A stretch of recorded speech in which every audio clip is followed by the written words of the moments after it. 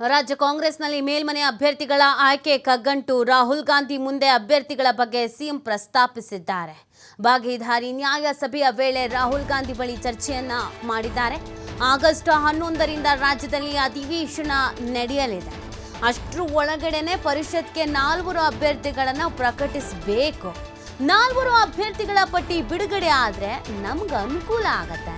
ವಿಧಾನ ಪರಿಷತ್ನಲ್ಲಿ ಸುಲಭವಾಗಿ ಬಿಲ್ಗಳು ಪಾಸು ಆಗಲಿದೆ. ಇಲ್ಲವಾದರೆ ಪ್ರಮುಖ ಬಿಲ್ಗಳು ಅಲ್ಲಿ ಬಿದ್ದು ಹೋಗುತ್ತೆ. ಹಾಗಾಗಿ ನೀವು ಅಭ್ಯರ್ಥಿಗಳ ಆಯ್ಕೆಗೆ ಒಪ್ಪಿಗೆಯನ್ನು ನೀಡಬೇಕು. ಖರ್ಗೆ ಅವರಿಗೆ ಅಭ್ಯರ್ಥಿಗಳ ಹೆಸರಿನ ಪಟ್ಟಿಯನ್ನು ಕೊಟ್ಟಿದ್ದೇವೆ. ನೀವು ಶೀಘ್ರವಾಗಿ ನಿಮ್ಮ ಅಭಿಪ್ರಾಯವನ್ನು ತಿಳಿಸಿ ಅಂತ ಸಿಎಂ ಹೇಳಿದ್ದಾರೆ. ಆಗಸ್ಟ್ 11 ಏನಿದೆ ಆ ಸಂದರ್ಭದ ಒಳಗಡೆನೆ ನಮಗೆ ಹೆಸರನ್ನು ಅನೌನ್ಸ್ ಮಾಡಿ ಅವತ್ತು ರಾಜ್ಯದಲ್ಲಿ ಅಧಿವೇಶನ ನಡೆಯುತ್ತೆ.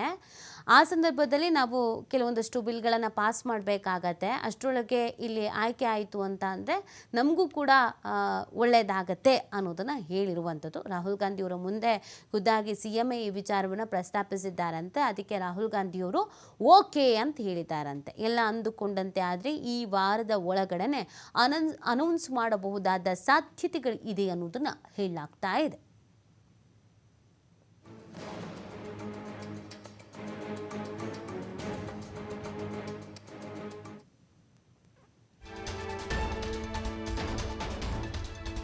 ಅಧಿವೇಶನದೊಳಗಡೆ ಮೇಲ್ಮನೆ ಅಭ್ಯರ್ಥಿಗಳ ಪಟ್ಟಿ ಪ್ರಕಟ ಆದಷ್ಟು ಬೇಗ ಮುಗಿಸೋಣ ಎಂದಿರುವ ರಾಹುಲ್ ಗಾಂಧಿ. ಹಾಗಾಗಿ ಅಧಿವೇಶನದೊಳಗಡೆನೆ ಅಭ್ಯರ್ಥಿಗಳ ಪಟ್ಟಿಯನ್ನು ರಿಲೀಸ್ ಮಾಡುವ ಸಾಧ್ಯತೆ ಇದೆ. ನಿಗಮ ಮಂಡಳಿ ಅಧ್ಯಕ್ಷ ನಿರ್ದೇಶಕರ ಪಟ್ಟಿಗೂ ಕೂಡ ಒಪ್ಪಿಗೆ ನೀಡಬಹುದು. ಬಹುತೇಕವಾಗಿ ಇದೇ ವಾರದಲ್ಲಿ ಪಟ್ಟಿ ರಿಲೀಸ್ ಮಾಡಬಹುದಾದ ಸಾಧ್ಯತೆ ಇದೆ ಅನ್ನೋದನ್ನು ಹೇಳಲಾಗ್ತಾ ಇದೆ.